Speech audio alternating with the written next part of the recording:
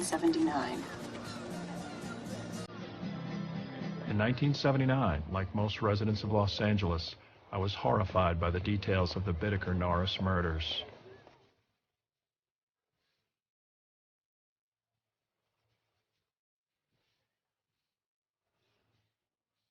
"20 years later, I would find myself in Hermosa Beach, California.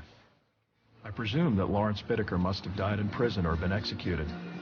I was stunned to find out from longtime residents that he was very much alive on California's death row at San Quentin.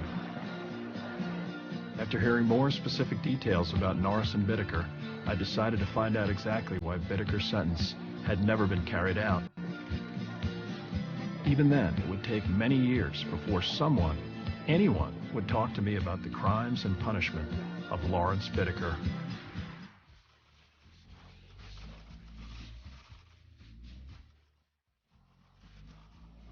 A jury of 7 women and 5 men today began hearing the case against 40-year-old Lawrence Bittaker, a Burbank machinist.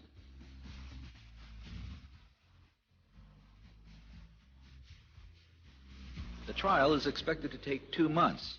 Because the multiple killings constitute special circumstances, Bittaker could get the death penalty if convicted.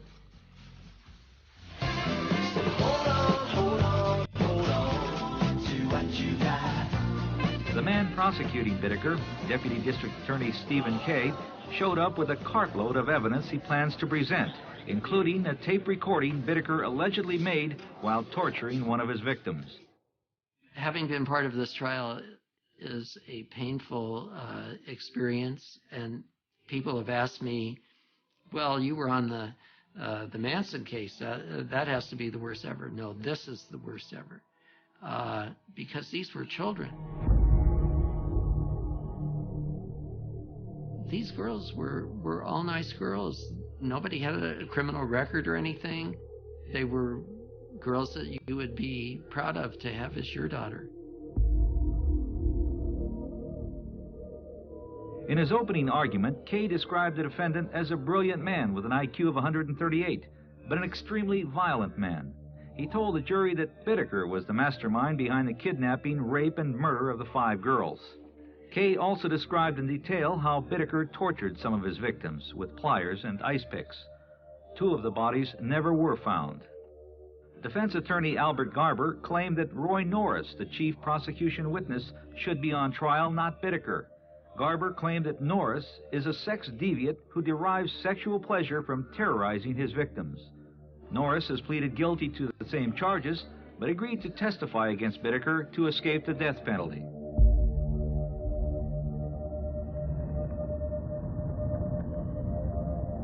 On November 1st, 1979, in the early morning hours, a jogger got to this spot where she discovered the nude, lacerated body of a teenage female. This discovery would lead to the arrest and investigation of 2 ex-convicts for her murder and the murder of 4 other young girls. Of course, the only body we had in this case that was found right off the bat was Lynette Ledford, because Bittaker wanted to see the reaction of the press.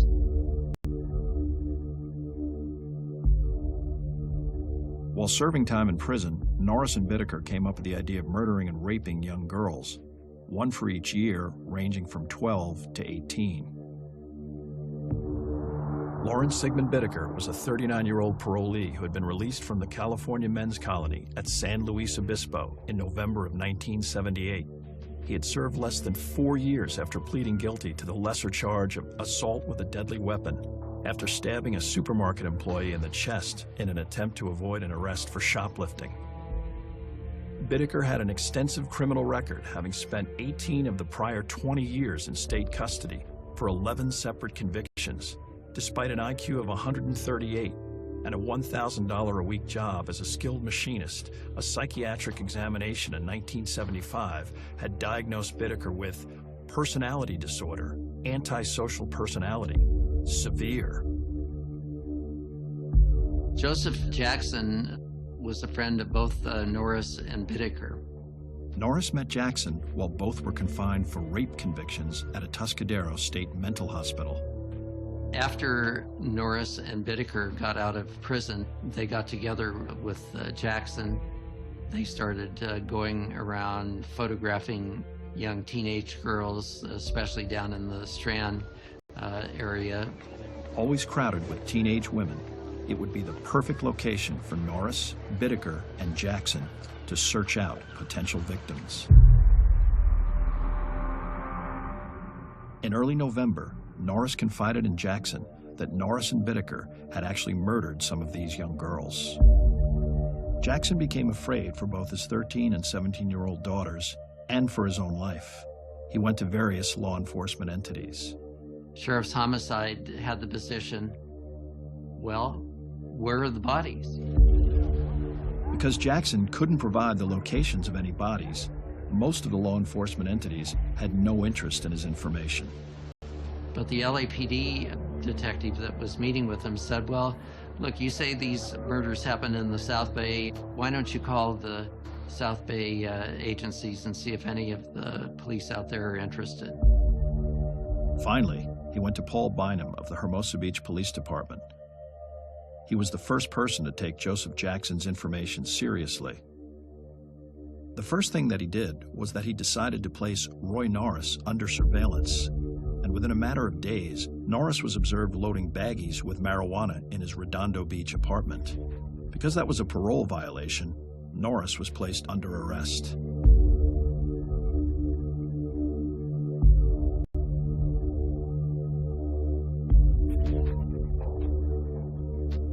After Bittaker's arrest, his van was impounded and an exhaustive search turned up numerous items of evidence, including a cassette tape. Norris presumed that he would eventually be charged with these crimes, so partially out of fear of the death penalty and partially out of guilt for what he had done, he agreed to accept a plea deal and testify against Lawrence Bittaker. On the 28th of November, I received a call, and Bynum told me that Roy Norris wanted to talk to me about some murders. I said, Roy Norris? I know that name. And I said, let me see his rap sheet. And I looked at his rap sheet and I said, this is the guy that I convicted of forcible rape of a Torrance housewife in January of 1976. And he got a sentence of 3 years to life. And that means they let him out after 3 years. He was in a Atascadero State Mental Hospital for 5 years and was let out 3 months before raping the Torrance housewife. And the psychiatrist at Atascadero said, oh, he was fine, no problem. And so they let him out. Now, the reason he was in Atascadero, he had accosted a female student on the campus of San Diego State, didn't say a thing to her, walked up to her, knocked her to the ground, got on top of her, grabbed her by the hair and started bashing her head into the concrete. The first words out of Norris's mouth were, I want to plead to a second-degree murder. That told me he was guilty of murder and just wanted to make a deal. We went into the jury room, tape recorded about a 3-hour statement of Roy Norris. He proceeded to tell us about 5 murders. It was, so detailed and so horrendous. You have to understand in cases like this, when you have 2 people that are participating in murder, I mean, who else is there but those 2 people? And sometimes you have to rely on one of them and try and make your best determination as to which one is the least culpable and which one's telling the truth. The details of Norris's confession finally allowed Steve Kay to receive full support from the Los Angeles Sheriff's Department. I said, I've got to bring Sheriff's Homicide in on this. This is just too big a case for you guys at Hermosa to handle. This was a completely different type of murder case. Here, we knew who the guilty parties were, but we didn't have any bodies. We found out, yeah, okay, we did have a body, Lynette Ledford, out in the Sunland, Tahunga area. The notorious tape of Lynette Ledford was an actual recording of Norris and Bittaker violently assaulting her. This tape was so graphic that when Steve Kay played it for each of Roy Norris's attorneys, one demanded that he shut it off, and the other ran out of his office. One of the attorneys got up and ran out of the library, and I didn't see him for 3 months afterwards, and the other one asked me to please turn off the tape. I feel that he did come forward and tell Joseph Jackson about the murders because he was feeling guilty, remorseful. So I took a plea to Norris to all the charges. I wanted 50 to life. Of course, there was no question that if Norris testified that he was going to get out of the death penalty. As the result of his plea deal, Norris was willing to lead law enforcement to the locations of the bodies. There are a lot of jurors that if you're trying a murder case, they want to see the body of the victims. We went to Glendora Ridge Motorway and wanted Norris to point out where he and Bittaker had thrown Cindy Schaefer. Well, we didn't find anything as far as Cindy was concerned.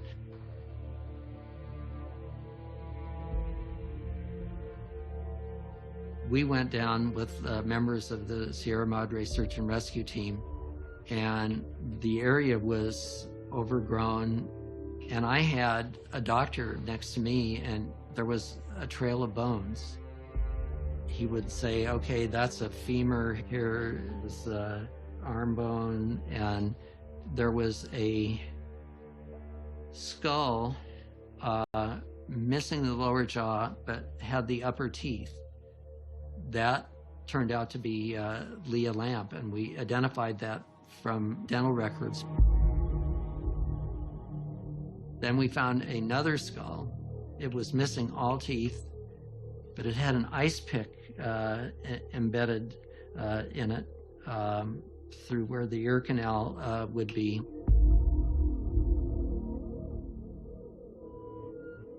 I figured after the mountain searches that we really weren't going to find anything more because we were having torrential rains. Part of Glendora Mountain Road had even been washed out. There is no way that if we had come up a week later that we would have ever found the remains of Jackie and Leah, because they just would have been washed away. After that, at the end of February, I filed all the murder charges. Because of a conflict with the public defender's office, Judge Thomas Fredericks asked Albert Garber, a prominent lawyer, to defend Lawrence Bittaker. Garber was the president of a local criminal defense attorneys association. This case is based primarily on the testimony of the co-defendant, who obviously made a deal.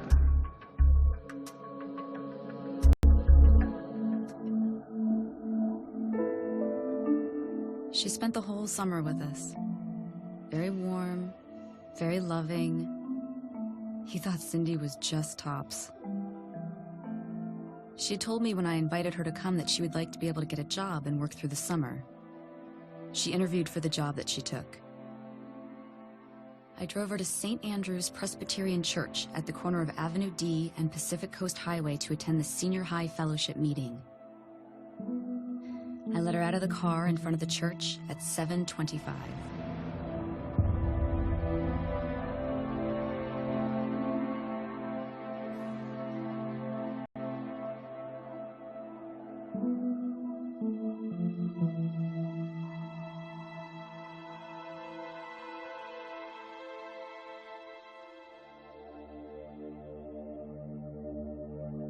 As he was driving around the block, right, he told me about this young blonde walking up the northbound on the Pacific Coast Highway.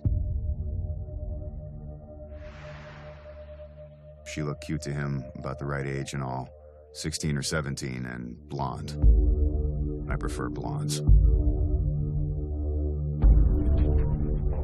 So Cindy Schaefer, after leaving the church, proceeded to this street, where she made a right turn.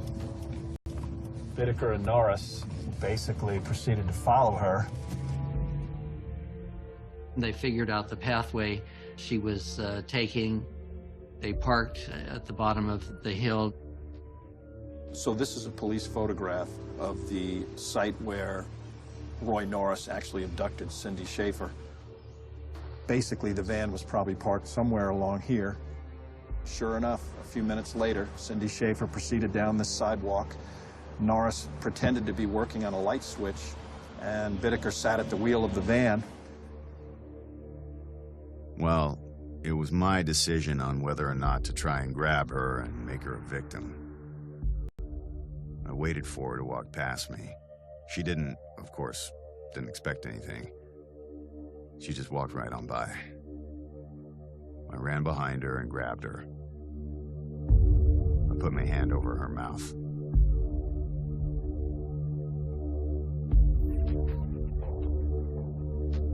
It's kind of eerie to look at this photograph and know that you're standing on the spot of something that's so terrible that happened. The moment we were inside the van, Larry drove off in a hurry. Larry turned up the volume of the radio so that any screams would be drowned out by the radio itself.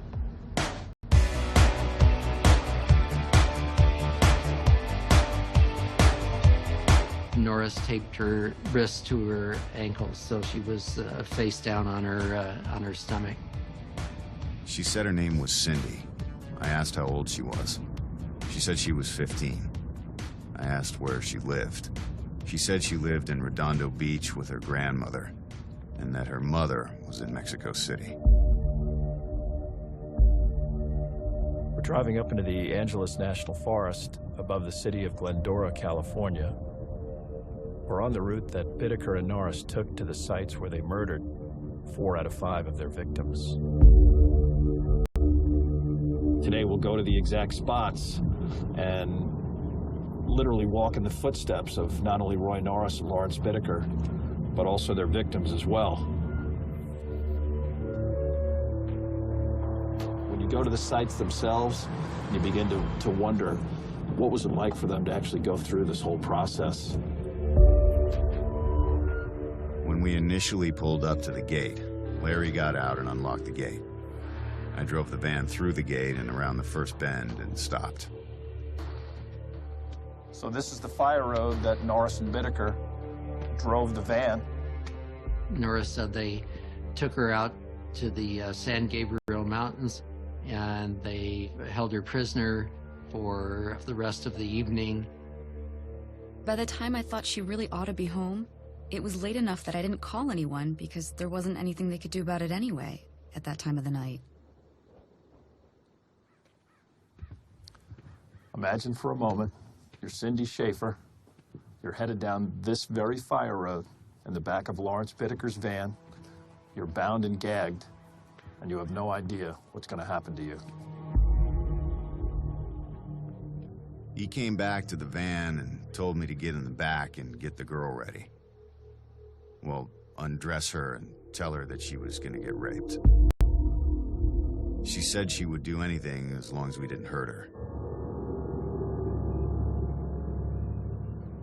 I finally started to delve more into the case. I actually got a court transcript. None of it ever really seemed real to me until I got to this spot, this yellow firebox, which is described specifically in the court testimony. A small clearing near a yellow box, a metal box, I believe. I think it's a fire hydrant, I'm not sure. He backed the van up, backed it up against this yellow firebox. He was facing out on the fire road in case they had to make a rapid exit. And they had a lengthy discussion as to who would be the first person to rape Cindy Schaefer. He suggested that I did because I was the one who took all the risk. I began my rape of Cindy.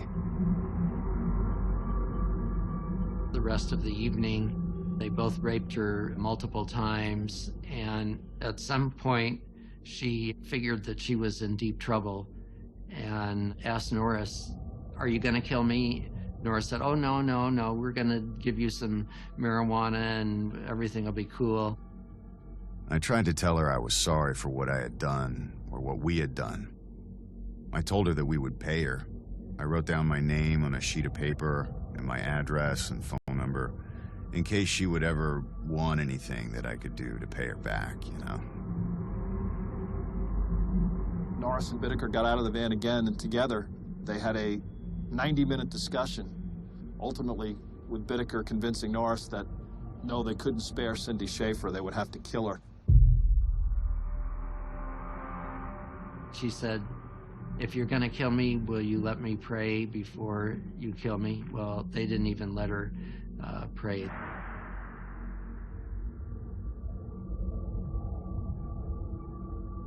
Bittaker lifted her off the ground so she couldn't get traction, and Norris came up and strangled her. He saw her crying and gasping for breath, and he couldn't do it any longer, and he went over and threw up and had to pick up his false teeth out of his vomit. Bittaker got a coat hanger out of the back of the van, wrapped it around her neck, and then tightened it with vice grips to the point where he killed her, and the hanger cut into her throat.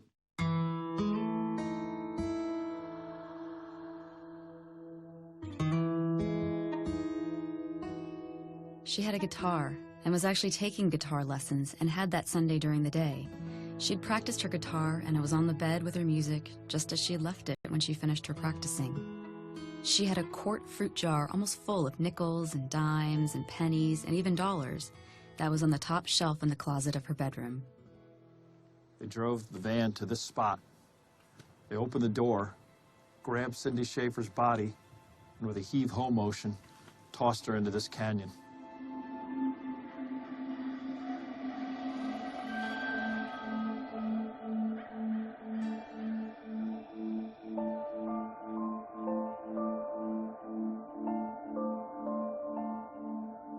Norris all of a sudden stopped and said, "Oh no, there was a girl, and I don't even remember her name, but she didn't turn me on that much, so I don't even remember her name, but she was second." Norris and Bittaker's second victim was a girl by the name of Andrea Hall, who they picked up hitchhiking.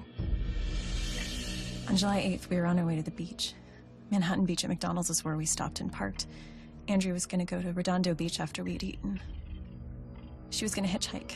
She was going to go on to Ray's house, her boyfriend's. They were out looking for victims again, and they saw this blonde hitchhiking on the other side of the street in front of a Kentucky Colonel. This is the spot where Lawrence Bittaker decided that he wanted to get Andrea Hall into his van. Bittaker and Norris were heading south on Sepulveda towards Manhattan Beach, and they spotted Andrea Hall standing right there in front of the Kentucky Fried Chicken, which is long gone.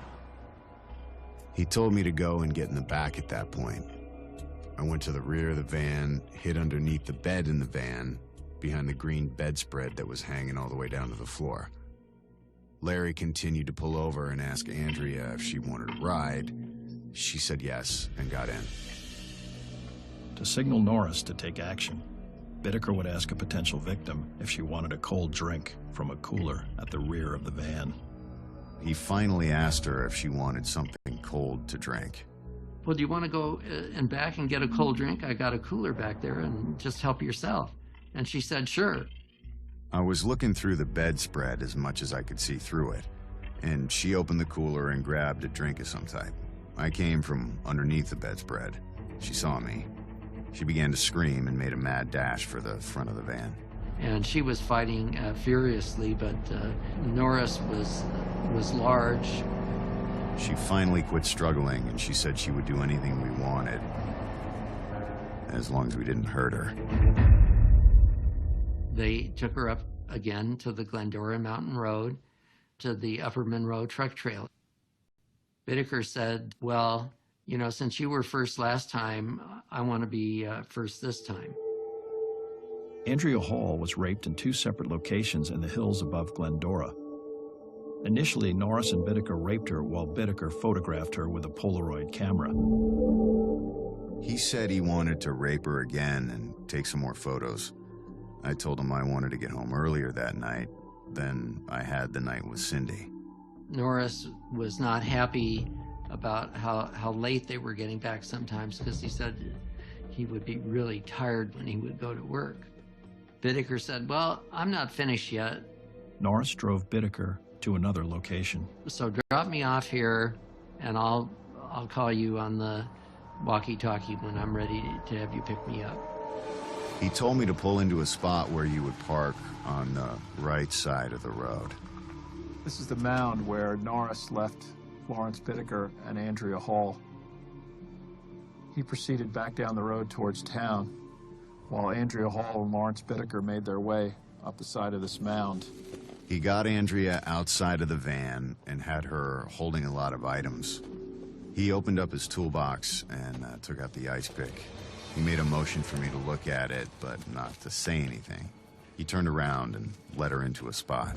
Because she knew I worried about her and where she went to hitchhike, so she always called and let me know that she was okay, what she was doing. She didn't call. This is the exact spot where Lawrence Bittaker took Andrea Hall, raped her again, and then killed her. He told me he was ready to be picked up, and he had already taken care of business. This time, when he came down to the van, Andrea wasn't with him. Bittaker showed Norris some more photographs that he had taken. It was on this spot that Lawrence Bittaker took his last 2 photographs of Andrea Hall. One of them looked like Andrea with a terrified expression on her face. He was showing me that one and said, "This is when I told her I was going to kill her." Another identically the same without the gag, and she had a look of desperation, I guess, on her face. Norris said, well, how did you get that expression on her face? And Bittaker said, well, I told her that I was going to kill her, but that I would listen to any reasons that she gave why I shouldn't. He said she couldn't come up with too many reasons.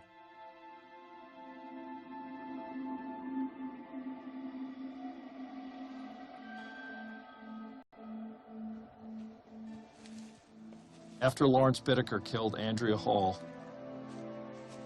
he picked up her body, walked to the edge of the canyon, and tossed her off the cliff.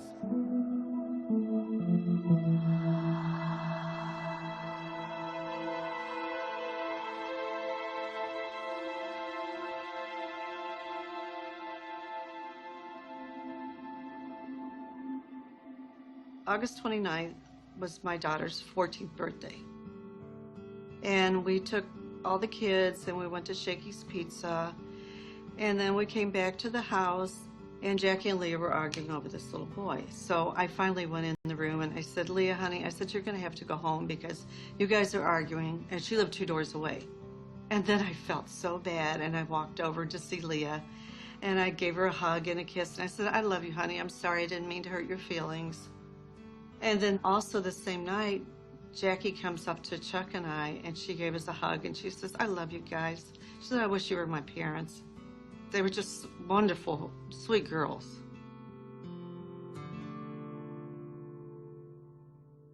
My wife, Terry, talked about her friend Ingrid before we ever moved to California. Jackie was staying with those people because Terry Dichtel and Jackie's mom were best friends. So this was like a pre-starting high school vacation. Jackie and Leah had been staying with us for a while, and that particular morning, Jackie and Leah asked me if they could go ahead down to the beach, and I asked them, I said, well, how are you going to get there? And they said, well, we'll take the bus. That was the last time I saw Jackie and Leah alive. They were in front of a bus stop bench on Pier Avenue. They were obviously going to the beach. They had one had a beach towel, the other had a tapestry. The bus bench where Jackie and Leah were sitting was probably somewhere right along here in this location. And Norris and Bittaker were parked at that stoplight right over there on Pacific Coast Highway. When they spotted Leah and Jackie, they pulled up, asked them if they wanted to ride down to the beach in their van. We pulled over to the bus stop where these girls were standing. I asked them if they wanted to ride, and they said yes. They got in the van right here, and they thought they were going down to the beach in that direction, but instead they were headed for something very different. I got out of the van, opened the sliding door on the side, and they both jumped in on the floor. I shut the door. Whitaker pulled away from the curb and started toward the beach on Pier Avenue. And when I lived in Hermosa Beach, on my way to work, I would pass the spot every day, and it would never fail to make me think about Jackie and Leah. He nodded to me that the littlest one, which was Jackie, of course, he wanted her as a victim. I wanted her as a victim also. She looked young and cute. I asked the girls if they wanted anything to drink. So I got out of the passenger seat, walked to the rear of the van where the cooler was at, picked up a homemade sap and struck Leah lamp on the right side of her head. I swung pretty hard, I thought, and I expected her to be knocked out for a couple of hours, so I didn't put any real value on her at all as far as causing any problems, and I immediately grabbed Jackie. He turned the radio up just in case. He stepped on the gas, turned a few corners, I believe.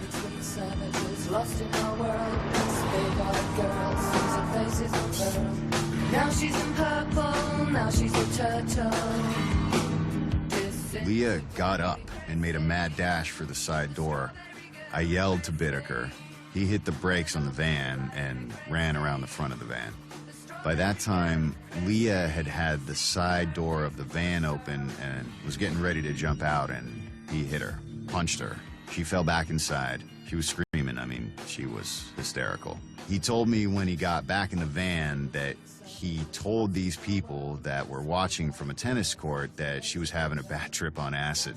She said, "Don't hurt me. I don't want to be hit again." I taped up Jackie and gagged her, and then I taped up Leah and I gagged her. When Whitaker and Norris kidnapped Leah and Jackie, it was a hot summer day.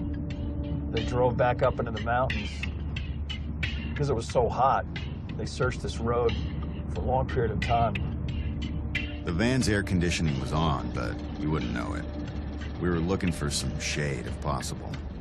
There was a large tree that gave shade in the early morning and part of the afternoon.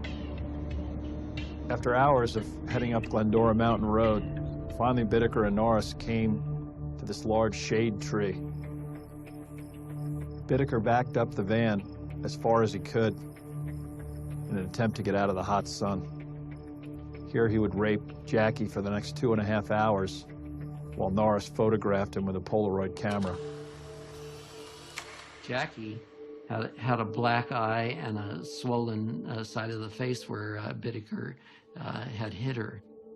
He slapped her hard enough to leave a red impression on the side of her face.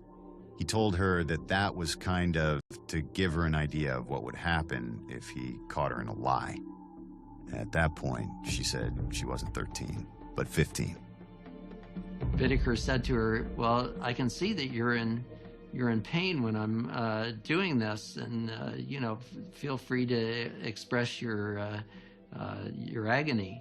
And she said, "Well, you told me that I was supposed to act like I was enjoying it." And he said, "Oh no, that's okay. You know, scream your head off." So Norris took these pictures, everything imaginable. "I want you to take some pornographic pictures of me and Jackie." He just asked me to get the tape recorder, which I did. He said he wanted to tape the raping of a virgin.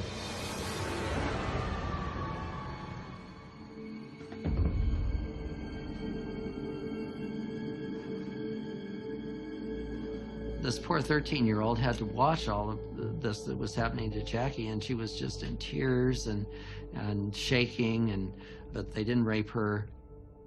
She was quiet, and every time I looked at her, she looked like she was pleading or something with me. I didn't like to look at her.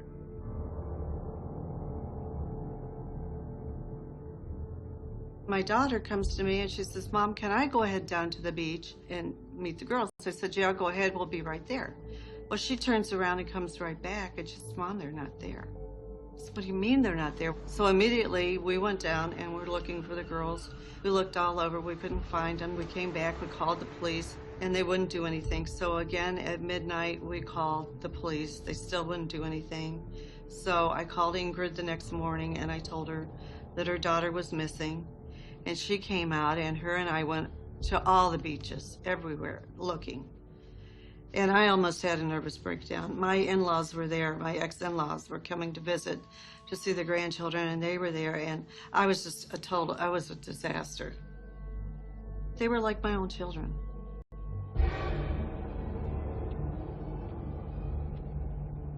With the sun going down, Lawrence Bittaker proceeded down this road. In the back, Jackie, her ankles bound, sat on a bed. Next to her was Leah, who had already watched Lawrence Bittaker rape Jackie for several hours while Roy Norris photographed her with a Polaroid camera. So these two decided that they were going to spend the night there and take turns sleeping and standing guard. We talked about her, the pain she had gone through, and that we would give her a period of time to rest before we raped her again. We would get some sleep, and he would sleep next to Jackie. He was testifying as if he was a mechanic changing the oil on your car.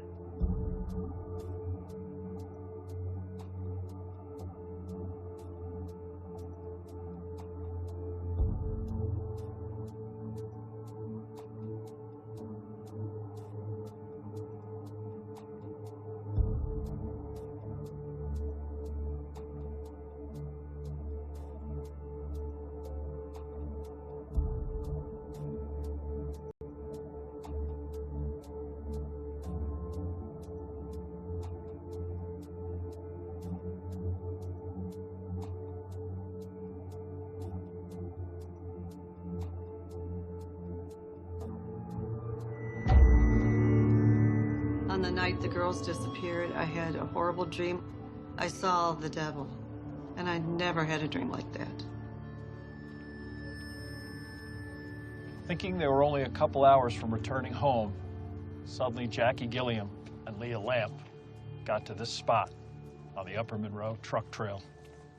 He told Bittaker, she's really tried to be very cooperative after you hit her, and we ought to let her go. And he tried to talk him out of killing Jackie Gilliam. As a matter of fact, Norris promised Jackie that he was going to buy her a moped so that she wouldn't have to hitchhike anymore and give her some money. He said he even wrote down his phone number for her to call. At one point in the evening, I suggested that if and when he killed her, to do it quickly, because she'd been so helpful in this whole thing. He said he didn't really see any reason for doing it quickly, since they only die once anyway.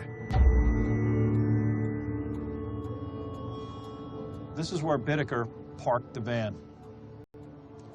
Norris, knowing what was going to happen next, got out of the van, headed down the road in this direction.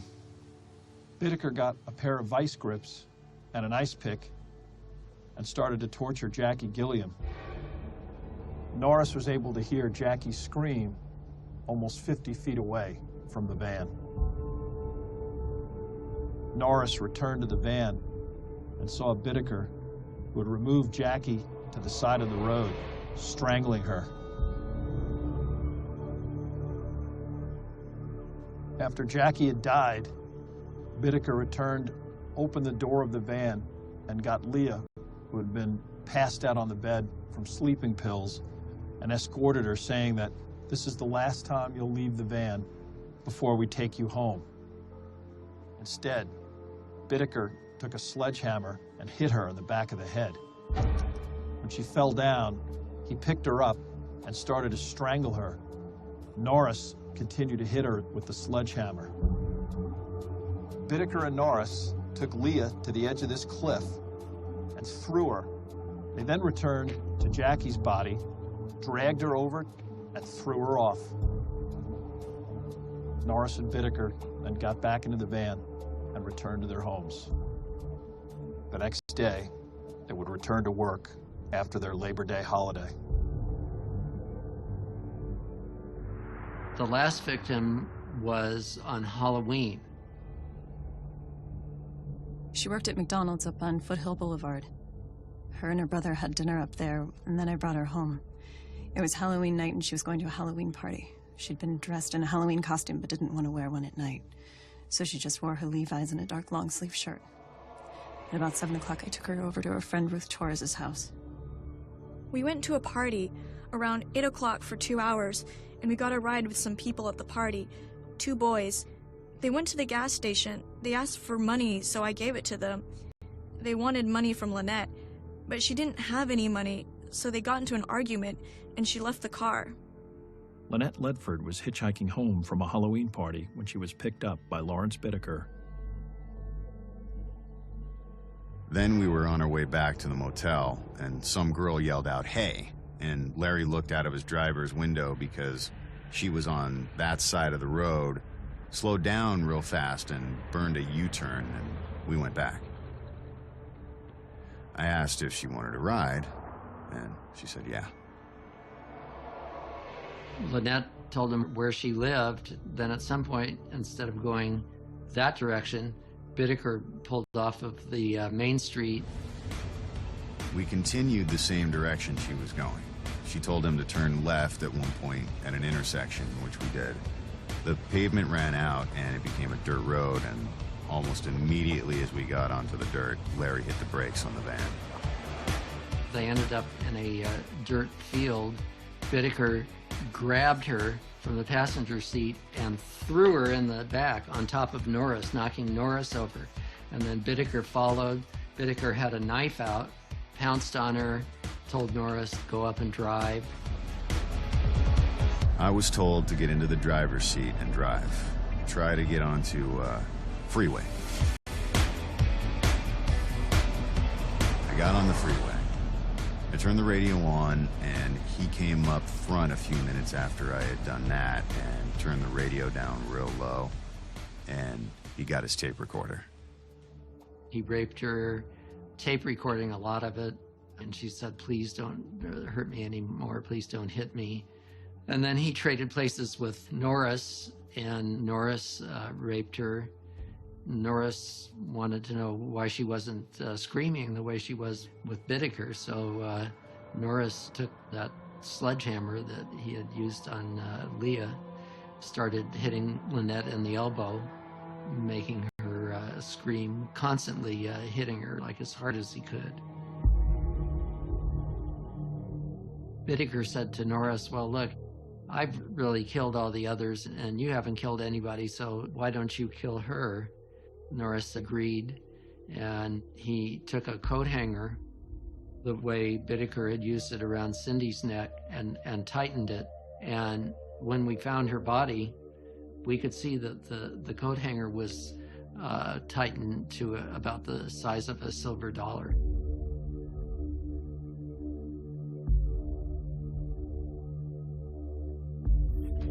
Bittaker said, "Hey, wouldn't it be cool to throw her body in somebody's front yard?" They came to this spot where they then dumped her body to see how the local media would react. Norris pulled Lynette's nude body out and threw it into the front ivy bed. Now Norris, in talking to us that first time, told us that he and Bittaker killed Lynette together, that they both choked her and tightened the coat hanger around Lynette's neck. But later on, he admitted that no, really, he had killed her. The tape that we found in Bittaker's van, which is just the most awful thing that you could ever hear, the tape reaches down inside you and pulls out your insides, listening to a 16-year-old girl getting tortured. It's just so haunting. The jurors were just in absolute shock. It was the most devastating testimony the jury has heard. The agonizing screams of teenager Lynette Ledford as she was being tortured in a moving van. A spectator rushed from the courtroom. It was more than she could stand. I remember there was a courtroom artist, got up and ran out of the courtroom. The tape recording lasted 11 minutes. I've heard screams before, but I've never heard anything like that in my life. My most prominent memory was of Paul Bynum being on the witness stand. Paul was a man who loved women. He put women on a pedestal. He had a mental breakdown because of the brutality of this case, and he was just ashamed to be a man. You've heard it, obviously, several times before, and it still seems to affect you, obviously, quite deeply. When I went out into the hallway, the cameras came up, and just in my head, Paul and the poor girls, and I knew that they were all tortured, but so I just I lost it. I broke down.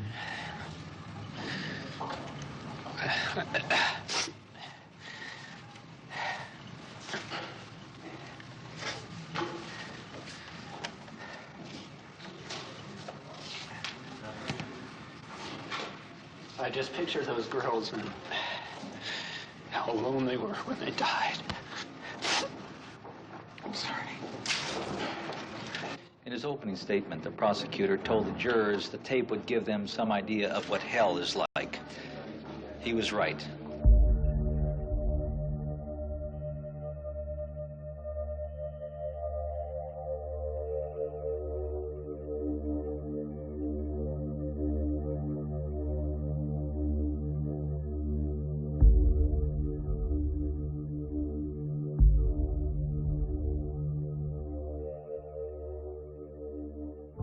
There were two highlights of the cross-examination, and I was worried about the cross-examination because here was a guy with 138 IQ, and I thought, oh, this is going to be tough. But it turned out he has 138 IQ, but he has no common sense.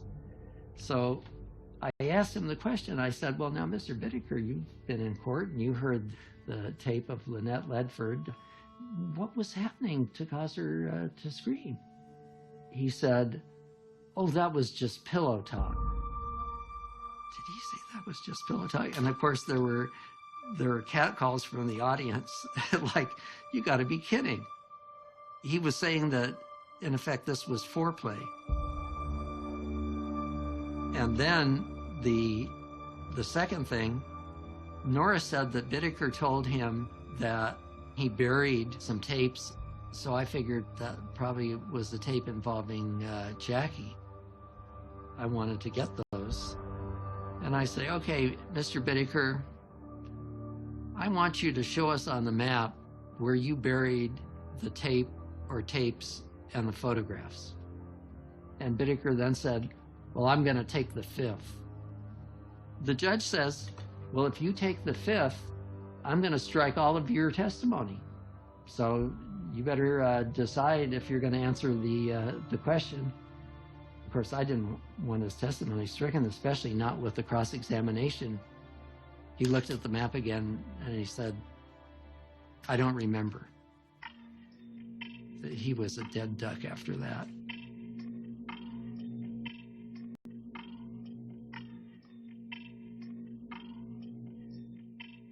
The cross-examination of Bittaker, if I had any doubt about what the jurors were going to do after the cross-examination, I had no doubt that they were going to convict him.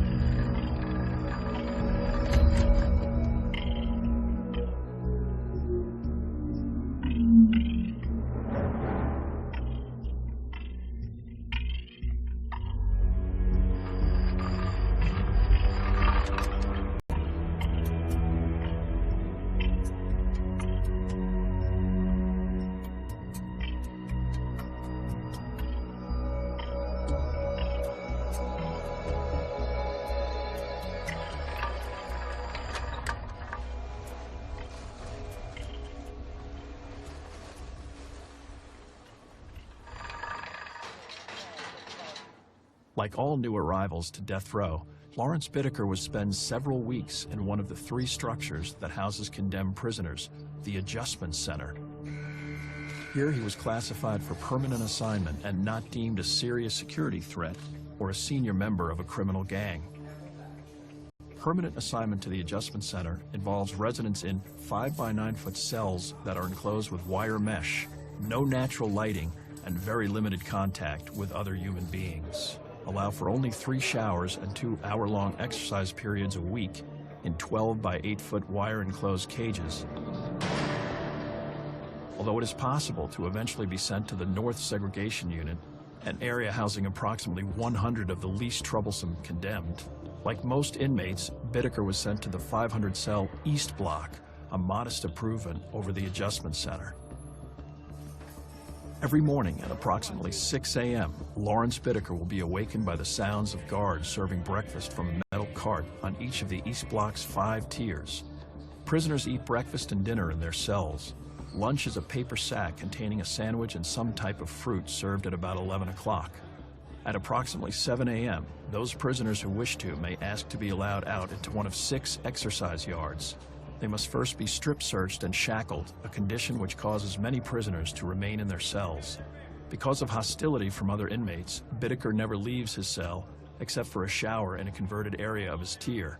If and when he does leave, he is classified as a walk-alone, a prisoner who is escorted by 2 armed guards because of notoriety among the prison population. Usually, he will spend his time with books from the prison library, legal documents, or mostly watching a 13-inch Zenith color television purchased for him from a prison-approved vendor. Death row prisoners are not allowed to work and do not engage in any form of rehabilitation. They may spend up to $190 a month in the prison canteen, but this money can only be provided by outsiders, typically friends or family. Bittaker's parents died in the 80s, and he has no family, so any visits are an extremely rare occurrence. There is no air conditioning, internet, or conjugal visits, and although Bittaker was legally married early in his confinement, his spouse filed for a divorce 4 years later. Regulations and a physical description cannot really adequately describe Lawrence Bittaker's current residence. An inmate once commented, "Imagine a place that reeks of stale sweat, echoes with constant yelling, and swarms with anger. This is a madhouse. This is insane. There's no warmth and there's no emotion, only hatred."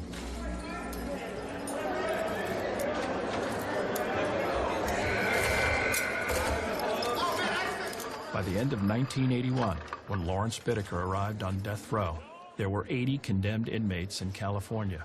By 1989, the year his appeal was finally adjudicated. This number had increased to 247. By 1992, the year that California carried out its first execution in 25 years, this number had swelled to 345.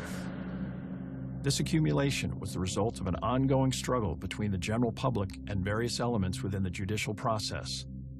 Twice, in 1972 and 1976, the California Supreme Court invalidated the state's death penalty, permanently overturning death sentences for 177 individuals, including Charles Manson and Sirhan Sirhan. Both times, the public overwhelmingly approved referendums restoring capital punishment in a legally acceptable form. While the voting public had made its preference clear, the California Supreme Court continued to generate controversy over appeals involving capital punishment. The Chief Justice of the Supreme Court, Rose Bird, became a lightning rod for controversy and for public outrage concerning the death penalty. Of the 61 death penalty cases reviewed during her tenure, 58 were overturned, with Chief Justice Bird voting to overturn all 61. Because of the circumstances of her appointment by Governor Jerry Brown, Rose Bird had to stand for reapproval by the voters in 1986, an election that effectively became a referendum on the death penalty. The voters not only voted to remove Justice Bird by a landslide, they also voted to remove 2 other justices who had routinely voted with her to overturn death sentences. Unfortunately for Lawrence Bittaker, his automatic appeal to the Supreme Court was not heard until after Rose Bird had been removed. On June 22, 1989, the court unanimously affirmed Bittaker's conviction and death penalty, and an execution date was set for December 29, 1989.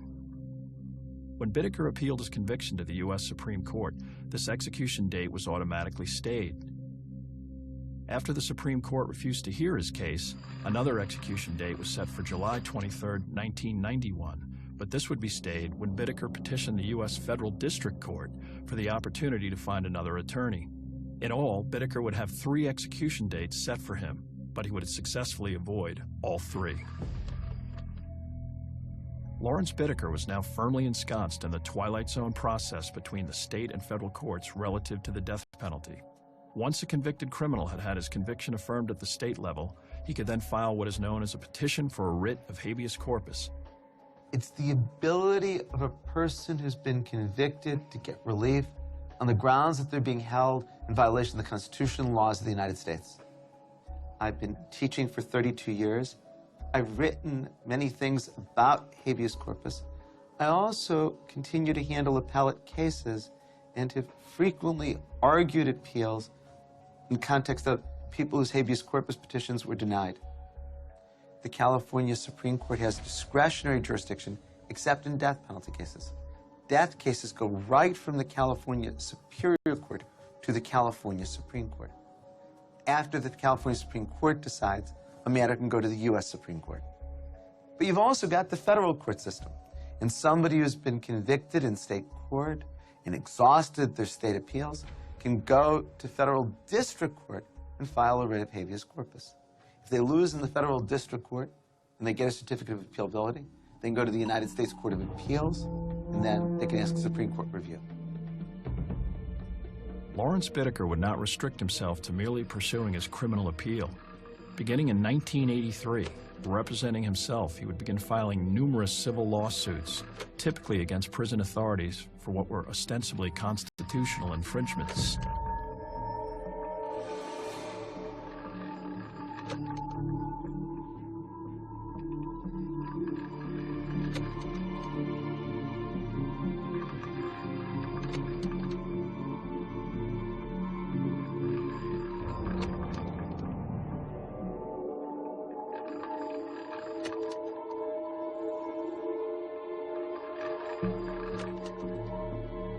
This continued litigation would draw the attention of at least one national publication and cause the trial court in 1993 to impose upon Lawrence Bittaker the official status of vexatious litigant.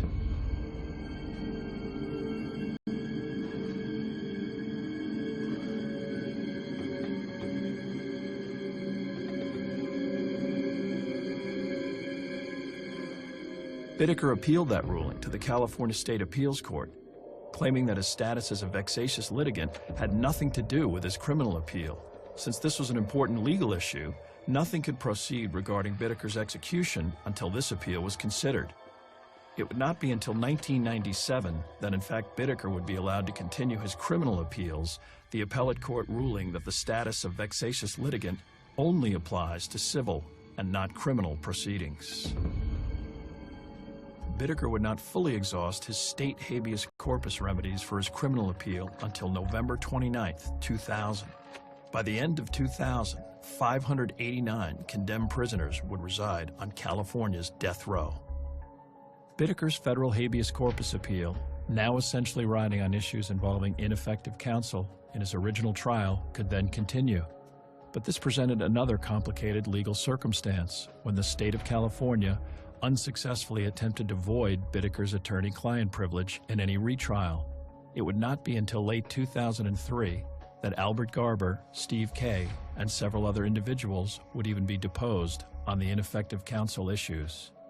Al Garber was a very talented criminal defense attorney, very well respected in the legal community. I thought he was excellent in the trial. I mean, he really held my feet to the fire. The problem that we have now is the defense in federal court. They're trying to say that Mr. Garber was incompetent. Well, he clearly wasn't incompetent. He was more than competent. But when they took his deposition, Mr. Garber was 88 years old at the time. He didn't even remember who Lawrence Bittaker was. For 2 years, even the contents of these depositions would be the subject of legal bickering. But throughout this process, the federal district court judge, William M. Byrne, seemed determined to bring this lengthy case to a logical conclusion. Although the Bittaker process crept along slowly, there was activity. This would all change suddenly. On January 12, 2006, Judge William Matthew Byrne died at the age of 75. This meant that Lawrence Bittaker's appeals in the federal court system would have to be assigned to a new judge, and lawyers for the defense and the state of California would have to resubmit legal briefs summarizing the case. Once again, the process ground to a halt. Only a month later, another death row inmate's case would have an even greater impact on capital punishment in the state of California. On February 21, 2006, a convicted rapist and killer named Michael Morales was scheduled to be executed by the state of California. Only hours away from the lethal injection process, the state announced that it could not comply with the medical guidelines imposed upon it by a federal district judge, and the execution was canceled. Following several hearings in 2006, this judge, Jeremy Fogel, citing concerns over the lethal injection process, issued a moratorium on all executions in the state of California. He demanded, among other things, that the state commission and pay for a scientific study to determine if lethal injection causes any pain to the individual being executed. Although this moratorium was officially only decreed for several months, it would be periodically extended and clearly would halt any executions in California for many years. Despite several death row inhabitants having already exhausted their appeals, they cannot be executed as long as Judge Fogel's moratorium remains in place. Since the reintroduction of capital punishment in 1978, only 13 individuals have been executed in California. I would strongly support an initiative to repeal the death penalty in California. I think that one of the key problems is administered in such an arbitrary and equitable way. Where did the crime happen? What was the race of the defendant? What was the race of the victims? And I don't think who lives and who dies should be based on this. Also, we know of so many errors in the criminal justice system. People being wrongly convicted and sentenced to death, even though they were actually innocent. We shouldn't impose the ultimate punishment when it's irreversible, and we know the system is so often flawed. You have to remember that the voters of California in 1978 voted in the death penalty law by a wide margin, and that's the death penalty law that's still in effect today. So for me, it's not a question of expense, it's a question of justice. I don't think that you can take it away from the voters. My position on the death penalty is a little different from a lot of prosecutors. I believe that the death penalty should be used only in a small number of cases that are so horrible that for us to exist as a society, we have to say that we absolutely will not condone this activity. People like Bittaker and Manson, they don't deserve to spend their last years in a retirement community at the taxpayers' expense. As of February 2012, there are 722 condemned inmates on death row at San Quentin. Because the death penalty was reinstated in California by a popular referendum, it can only be repealed by another referendum. In 2012, a petition drive began to place such a referendum on the November 2012 ballot to repeal the death penalty. The 2012 referendum would convert all death sentences, including Lawrence Bittaker's, retroactively to life without parole. In 2009, Roy Norris received his first mandatory parole hearing.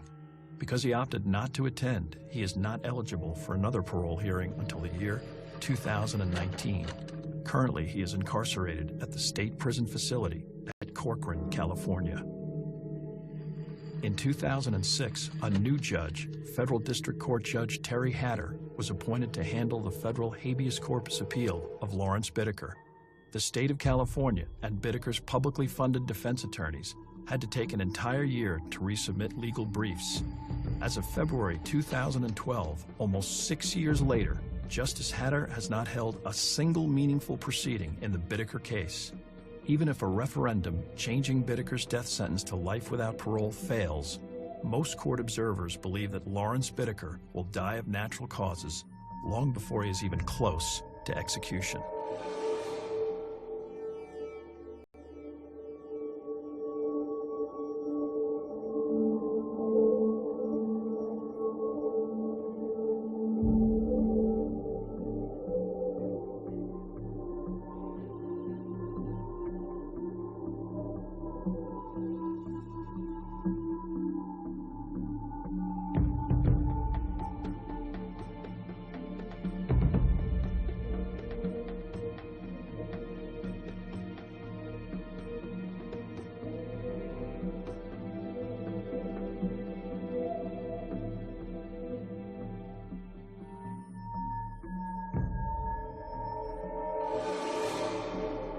I wasn't sleeping much in the trial, and when I did sleep, I would have this recurring nightmare. I would hear the girls screaming, and I would be running to save them, and I would always get there too late. I'd wake up and I'd be in a cold sweat, and I had that same recurring nightmare for 2 years after the trial.